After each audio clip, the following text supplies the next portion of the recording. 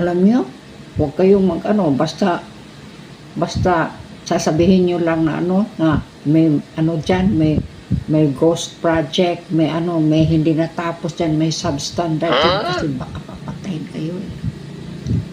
Alam nyo ba, may pinatay kahapon ba yon o the other day, yung sa Cagayan de Oro. Siya, ng video, naglabas siya, nag-upload siya ng video na sinabi niya na yan, hindi pa natapos, yan yung ghost.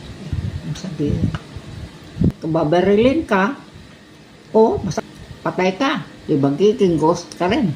Magiging ghost, kaya huwag na lang magsabi ng ghost, magiging ghost ka rin, gagawin ka rin ng ghost. Nako.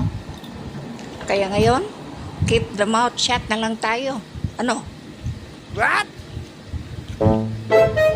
Pero, ewan ko, kasi sa ngayon, usong-uso yung mga ghost, makiuso na rin tayo. Dapat. Kasi,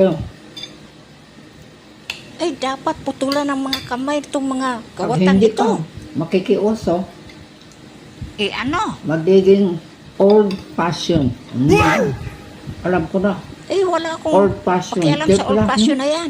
Paano naman yung mga kawatan? Anong gagawin natin sa kanila? Problema ng bayan yan.